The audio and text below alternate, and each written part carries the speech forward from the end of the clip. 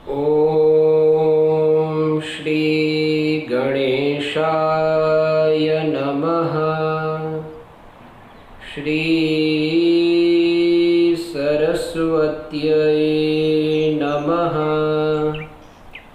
श्री गुरुभ्यो नमः। वक्रतुण्ड महाकाय सूर्यकोटि समप्रभ निर्विघ्नं कुरु मे देव सर्वकार्येषु सर्वदा। गजाननं भूतगणादिसेवितं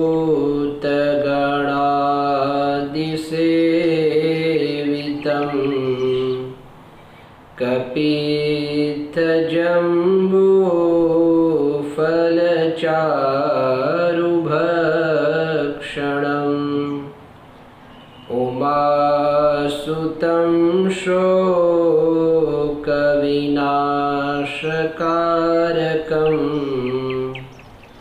नमामि विघ्नेश्वरपादपङ्कजम्। श्री गणेशाय नमः। आप सभी को प्रेम पूर्वक जय श्री कृष्ण, जय सिया राम, हरिओम, नमः शिवाय, जय श्री गणेश, गणपति बाप्पा मोरिया। तो इसी के साथ आइए गणपति भगवान का जो चरित्र है गणेश पुराण में, उसके साथ हम जुड़ते हैं। तो कल हमने माता पार्वती ने जिस प्रकार से गणेश भगवान की पूजा की थी और भगवान सदाशिव की प्राप्ति की थी, उसकी चर्चा सुनी। और आज 8वें अध्याय में इंद्र महाराज का जो विमान था वह पतन हुआ और कैसे संकष्ट चतुर्थी के व्रत के संकल्प मात्र से या तो उसके पुण्य दान के मात्र से उस विमान का पुनः उत्थान हुआ और इंद्र महाराज अपने लोक में गए, उसका वर्णन है। तो यहाँ पर श्री सूत जी सौनक जी को सुनाते हैं, ब्रह्मा जी ने यह आख्यान व्यास जी को सुनाया है और भृगु ऋषि ने यह आख्यान सोमकांत जो राजा था उसको सुनाया है। कहते हैं कि हे राजन, मध्य देश में सहस्र नामक एक विख्यात नगर था। उसमें रहने वाला जो राजा था उसका नाम था सूरसेन। यह राजा सूरसेन उस राज्य में राज करता था। कहते हैं कि यह बहुत ही पराक्रमी था, विद्वान था और शत्रु जेता था, सब पर विजय प्राप्त करने वाला था। ये राजा एक बार अपनी सभा में बैठा था, सिंहासन पर बैठ करके उसने एक आश्चर्य देखा। उसने देखा कि कुछ दूर में एक विमान आकाश में से नीचे गिरा और जैसे ही यह घटना हुई वैसे ही उसने उसके दूत को कहा कि जाओ, जाकर के देखो क्या हुआ है। और जैसे ही आज्ञा दी है, दूत दौड़ करके गए हैं और देखा तो पुनः दौड़ करके आए और कहने लगे कि महाराज क्षमा करिएगा, ये कोई सामान्य विमान नहीं है, ये तो साक्षात इंद्र महाराज का विमान है जो नीचे गिरा है। जैसे ही इंद्र महाराज का नाम सुना और विमान उनका नीचे गिरा है यह सुना, तो तुरंत ही वह सूरसेन राजा दौड़ पड़े और दौड़ करके इंद्र महाराज को प्रणाम किया और पूछने लगे कि महाराज ये विमान कैसे गिरा और ये घटना कैसे घटित हुई, ये सब बातें मुझे बताइए।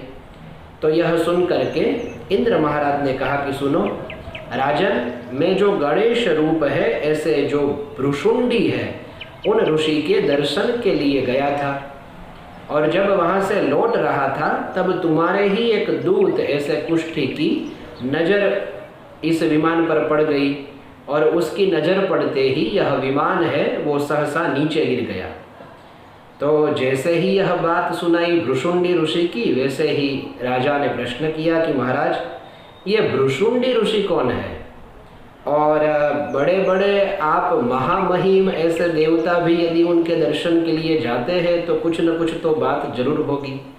और यह सब बात मैं सुनना चाहता हूँ, मुझे आप इसका वर्णन करिए, क्योंकि मैं भी इससे कृतार्थ हूँ। तो जैसे ही राजा ने प्रश्न किया, वैसे ही इंद्र महाराज ने कहा कि राजन, इसमें एक बहुत ही सुंदर इतिहास है जिसका मैं वर्णन करता हूँ, आप सुनिए।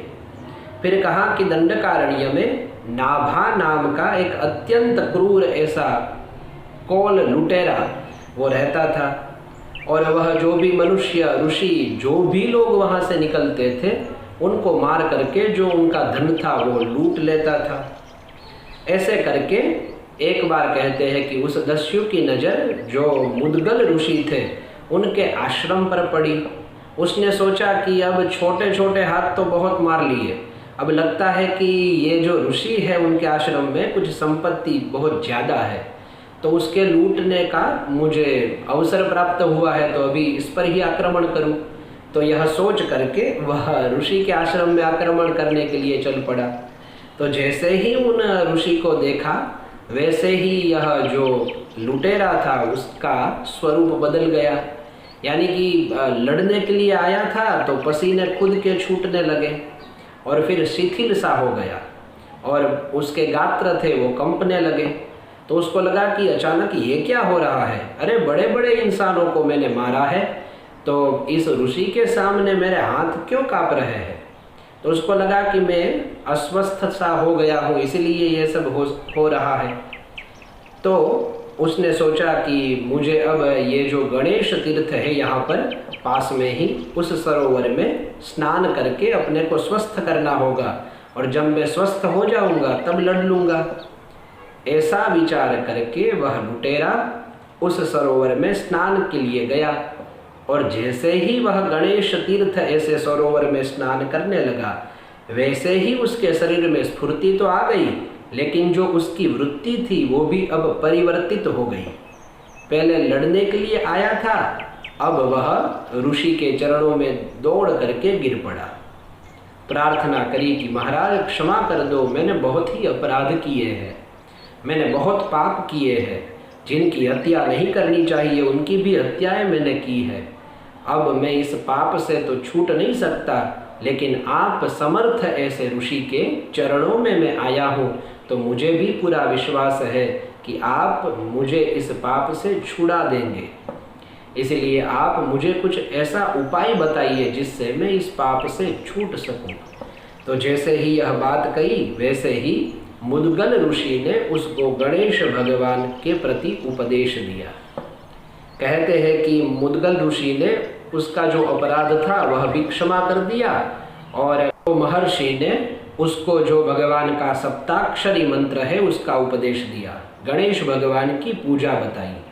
अब यह सप्ताक्षरी मंत्र कौन सा है इसके बारे में कहते हैं कि ओम गणेशाय नमः, ओम गणेशाय नमः, ये सप्ताक्षरी मंत्र है जो उसको दिया।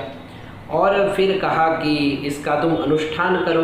तो तुरंत ही उस लुटेरे ने पूछा कि महाराज क्षमा करिएगा, मैं तो कुछ भी नहीं जानता हूँ, पूजा विधि इत्यादि मैं तो कुछ भी नहीं जानता हूँ, और कैसे मान लूँ कि मेरा अनुष्ठान पूर्ण हुआ और कैसे करना है ये भी बताइए।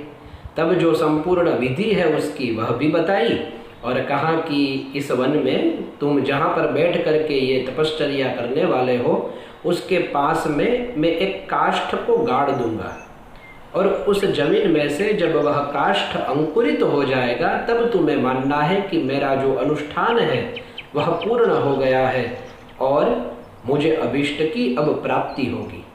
जैसे ही ऋषि ने यह कहा तो तुरंत ही वह वहाँ जा कर के बैठ गया और अपने पूर्ण मनोयोग से जो सप्ताक्षरी मंत्र दिया था ओम गणेशाय नमः, इसका जप करने लगा।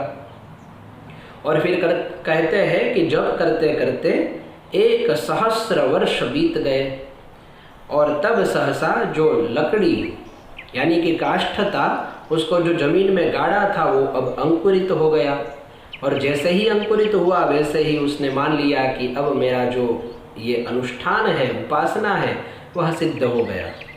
तो उसके सामने तुरंत ही मुद्गल ऋषि प्रकट हो गए हैं और उन्होंने दर्शन दिए हैं। और फिर तो वह महर्षि ने कृपा करके उसके उस जो देह था उसको सुंदर बना दिया, और उसको अपना पुत्र बना लिया। देखो महर्षि की करुणा, जो मारने के लिए आया था उसको भी अपना पुत्र बना दिया, लड़ने के लिए आया था उसको भी अपना बना लिया। ये महर्षि के विचार है। इसीलिए हम उनके चरणों में बैठ करके इस बातों को, इस कथाओं को सुनते हैं, क्योंकि उन जैसे विचार, उनके जैसी उदात्त वृत्ति हमारे मन में भी प्रकट हो। तो कहते हैं यहाँ कि वो लुटेरा था, उसको अपना पुत्र बना लिया और तदुपरांत उन्होंने उसे गणेश्वर का जो एकाक्षरी बीज मंत्र है, यानी कि गम, हमने इससे पहले भी इसकी चर्चा की है, तो इसका उपदेश दिया। और ये एकाक्षरी मंत्र लगता है कि गणेश पुराण में बहुत ही प्रसिद्ध है, क्योंकि आगे की जो हमने कथाएं सुनी है उसमें भी यह एकाक्षरी मंत्र का बहुत ही प्रभाव, और जैसे राजाओं ने और अन्य सब ने, देवी देवताओं ने इसकी उपासना की है, वह भी प्रसिद्ध है। तो ऐसे समझना चाहिए कि इसका भी जैसे ओम है वैसे गणपति के लिए इसका भी बहुत ही महत्व है।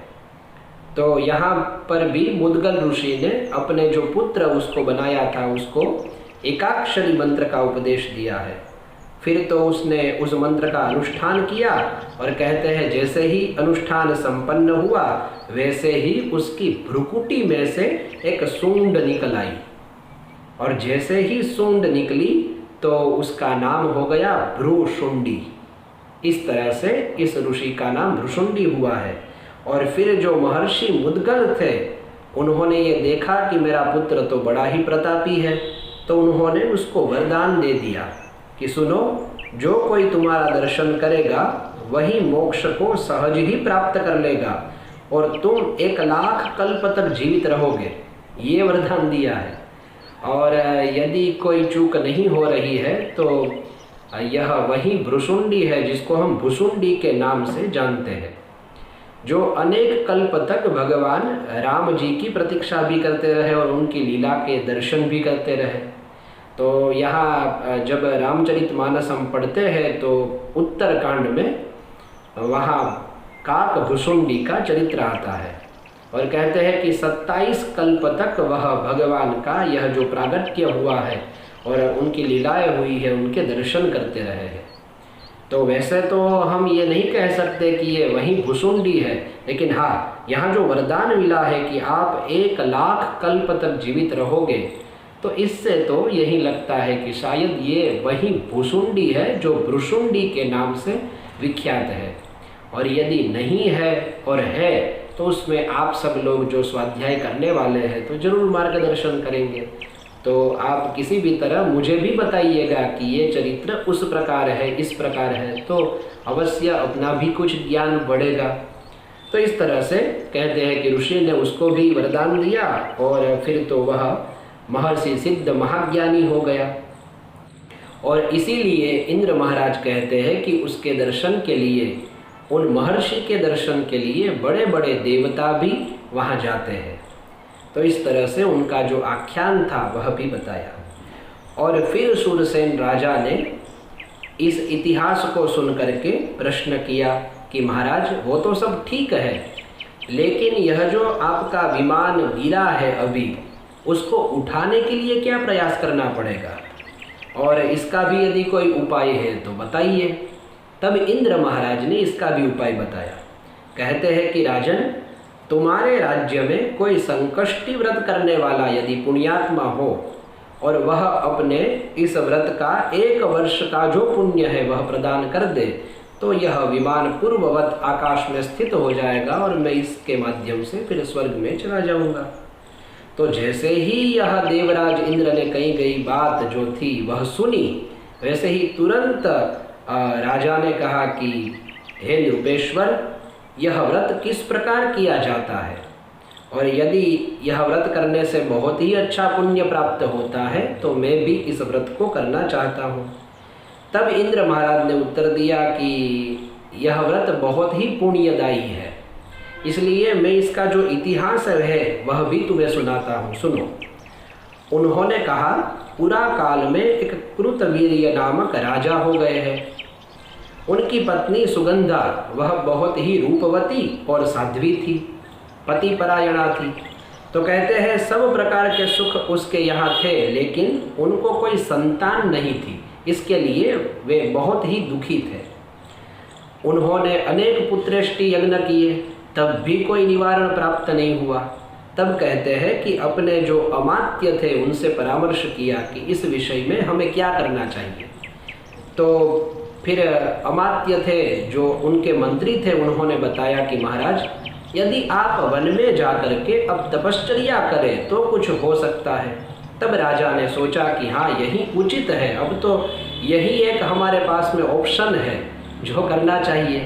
तो तुरंत ही राजा अपनी पत्नी के साथ वन में निकल पड़े तपश्चर्या करने के लिए, और अपना जो राज्य था वह अपने अमात्य यानी कि मंत्रियों को सौंप दिया।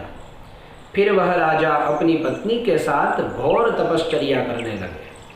उसी वक्त कहते हैं कि एक बार नारद जी पितृलोक में गए और वहाँ उनकी भेंट यह कृतवीर्य था उनके पितरों से हो गई।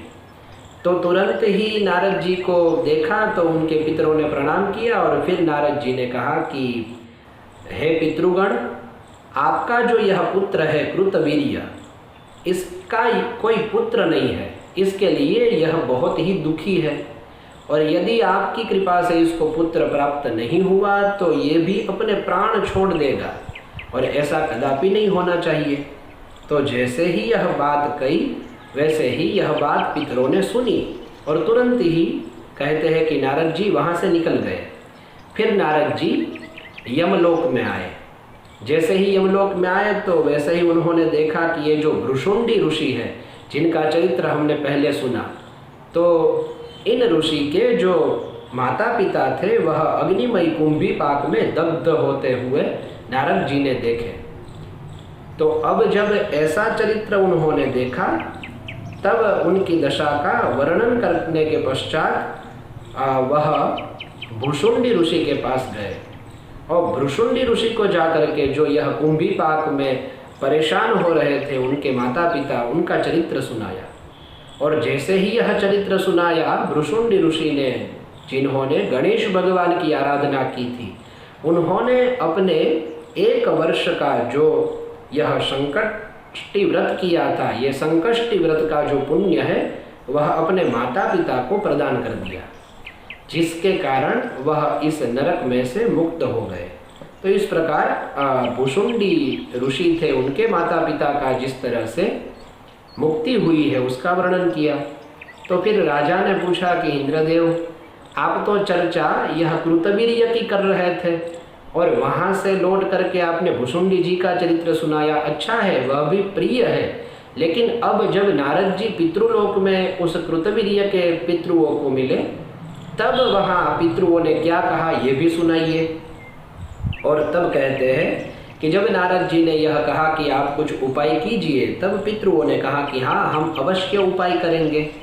इस तरह से कह करके उनके जो पिता थे वह ब्रह्मा जी के पास गए, और ब्रह्मा जी के पास जाकर के पूछने लगे कि ब्रह्मा जी, मेरे पुत्र के यहाँ कोई पुत्र क्यों नहीं है, अब आप ही कुछ कृपा कीजिए।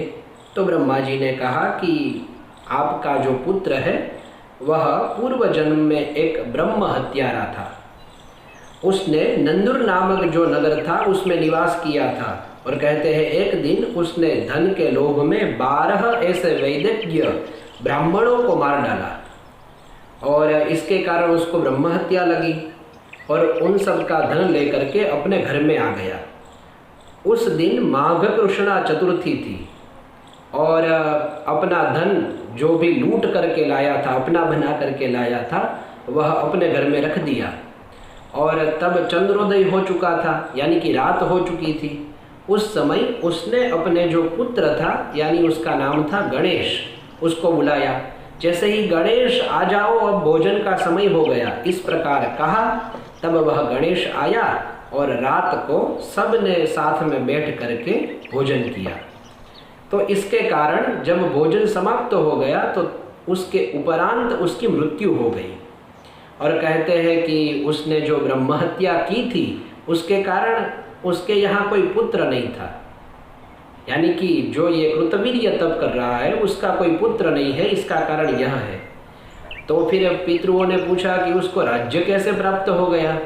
तो तुरंत ही ब्रह्मा जी ने कहा, यह जो उसने माघ कृष्ण चतुर्थी थी उसका जो अनजाने में भी व्रत किया, यानी कि उस दिन उपवास किया, भूखा रहा और गणेश नाम लेकर के, भले ही उसने अपने पुत्र को बुलाया लेकिन गणेश नाम लेकर के उसने भोजन किया है, तो उसके कारण उसको यह राज्य की प्राप्ति हुई है। और हम सब जानते हैं कि ऐसी ही एक कथा श्रीमद् भागवत में भी है। वहाँ पर अजामिल ने जिस तरह से यह यमदूतों से छूटने के लिए अपने पुत्र को, पुत्र नारायणाह्वयम, अपने पुत्र को नारायण रूप में बुलाया था, और आजुहावा कुलेन्द्रिय, और उसकी सभी इंद्रियां आकुल हो गई थी, व्याकुल हो गई थी। तो इसके कारण फिर विष्णुदूत आए और उन्होंने यमदूतों के पासों से उसको छुड़ाया। तो ये वाली बात है कि अनजाने में भी यदि भगवान की पूजा हो जाए, व्रत हो जाए, उनका नाम लिया जाए, तब भी वह कल्याण करते हैं। अब ये वही वाली बात है कि जहर को जानते हुए खाए कि न जानते हुए खाए, लेकिन जहर का काम है सो जहर तो करता ही है। अब अंगारे के ऊपर जानते हुए पांव रख दिया या न जानते हुए पांव रख दिया, तो अंगारे का जो काम है जलाना, वह तो वह करता ही है। वैसे भगवान का जो स्वभाव है वह है कृपा करना। तो भगवान तो जानते हुए या न जानते हुए भी उनका नाम ले लो, उनकी पूजा कर लो, तो भगवान तो अपने तरह से फल देते ही है। यह इसका उदाहरण है।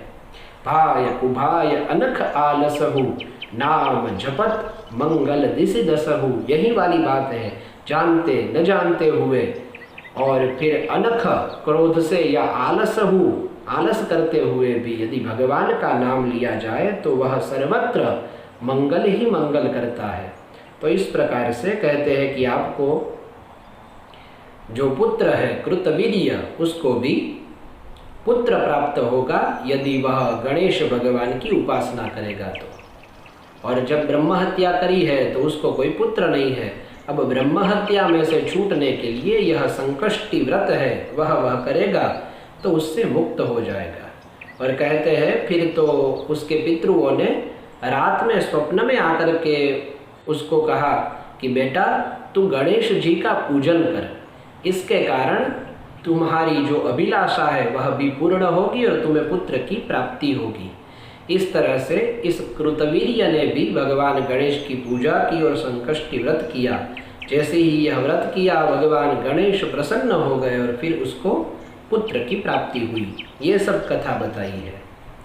और जब यह महात्म्य सुना संकष्टि व्रत का, तब कहते हैं कि जो सूरसेन राजा थे उन्होंने अपने नगर में यह ढिंढोरा पिटवा दिया कि इस नगर में जो भी संकष्टि व्रत करने वाला हो और वह यदि अपने 1 वर्ष का पुण्य प्रदान करे तो उसका इस राज्य में, यानी कि इस राज्य की सभा में स्वागत है।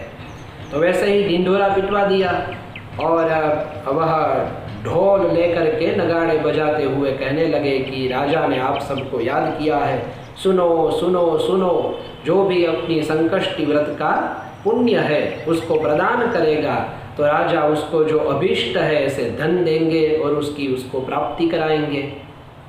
तो लोगों ने सोचा कि न जाने हमें ऐसा क्यों लगता है कि राजा हमको दंड देने वाले हैं, क्योंकि इतिहास में ऐसे भी राजा हुए हैं जो भगवान की पूजा करते थे, उनको भी मारते थे और उनको भी पीटते थे। तो प्रजा को शंका हो गई कि राजा धन के लोभ में हमें बंदी बनाना चाहता है, और इसके कारण कोई भी राजा के बुलावे पर वहाँ नहीं गया। और तब कहते हैं कि एक व्यक्ति था उस नगर में रहने वाला, वह वहाँ पर गया है और कहा कि महाराज मैंने संकष्टि व्रत किए हैं और आपका जो पूछना था कि 1 व्रत का पुण्य है वह प्रदान करेगा तो मैं अवश्य तैयार हूँ, मैं ऐसा जरूर करूँगा। और फिर दबे आवाज में कहा कि सुनो राजन, यदि आप इस बात से हमें दंड देना चाहते हैं तो भी मैं तैयार हूँ। और जैसे ही यह दंड की बात सुनी तो राजा को हंसी आ गई और राजा हंस पड़े और प्रेम से कहा कि नहीं नहीं, मैं तो कोई दंड देने वाला नहीं हूँ, यहाँ तो आपकी आवश्यकता थी इसीलिए आपको याद किया है। फिर तो उनको बिठा करके उनका पूजन किया गया और बड़ा सम्मान किया गया। फिर उनको कहा गया कि आप अपने जो संकष्टी व्रत था उसका संकल्प कीजिए और उसका जो पुण्य है वह यह जो इंद्र महाराज का विमान है जो गिर गया है उसके प्रति कर दीजिए। तो जैसे ही यह पुण्य उस विमान को अर्पित किया, यानी कि इंद्र महाराज को अर्पित किया, वैसे ही सहसा वह जो इंद्र महाराज का विमान था वह आकाश में स्थित हो गया, जिस पर बैठ करके इंद्र महाराज अपने लोक को चले गए। फिर तो राजा ने भी बड़े प्रेम से उस संकष्टी का जो व्रत था वह किया। तो इस प्रकार से उस राजा को भी परलोक की प्राप्ति हुई, यह वर्णन है।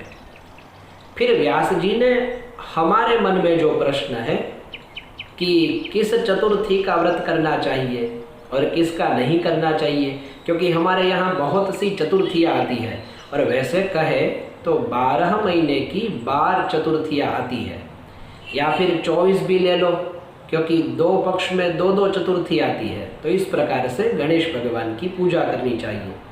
तो उसमें व्यास जी ने बहुत ही सुंदर प्रश्न किया है। व्यास जी कहते हैं, महाराज हे ब्रह्मदेव, हे चतुरानन, संकष्टी व्रत का आपने इतना अधिक महात्म्य बताया है, किंतु कुछ विद्वान अन्य चतुर्थियों में व्रत करना श्रेष्ठ मानते हैं। तब कौन सी चतुर्थी में व्रत करना चाहिए और कौन सी बात ठीक है, यह हमें बताइए। इसके उपलक्ष्य में ब्रह्मा जी ने कहा कि हे द्वैपायन, सभी चतुर्थियों के व्रतों का बहुत ही महात्म्य है, यानी कि किसी भी चतुर्थी को सामान्य नहीं समझना चाहिए। जिस पर जो व्रत बन जाए वह उसी को करके अपने अभीष्ट की प्राप्ति कर सकता है, परंतु व्रत के जो विधान है उसमें अंतर अवश्य है। सुनो, वह भी मैं बतलाता हूँ।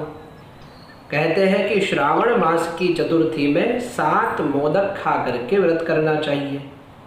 अब 7 मोदक खा करके जो व्रत करे फिर तो कहना ही क्या, भूखे भजन होई गोपाला, ले लो आपकी कंठी माला, ये तो आनंद ही आनंद है। तो कहते हैं कि श्रावण मास की चतुर्थी में 7 मोदक खा करके व्रत करे, फिर भाद्रपद की चतुर्थी में दोनों का सेवन करें, और आश्विन की जो चतुर्थी है उसमें पूर्ण उपवास करें, यानी कि आश्विन मास इसके बाद में जो आएगा, यहाँ तो अभी अधिक मास है और उसके बाद में आश्विन मास यानी कि आसो, जिसको गुजरात में आसो कहते हैं, उस मास का प्रारंभ होगा। तो कहते हैं कि उस चतुर्थी को पूर्ण उपवास करना चाहिए। कार्तिक में दुग्धाहार करें, कार्तिक यानी कार्तक मास। फिर मार्गशीर्ष में निराहार रहे। पौष मास में गोमूत्र का पान करें, माघ में तिल का और फाल्गुन में घृत शर्करा का सेवन करें।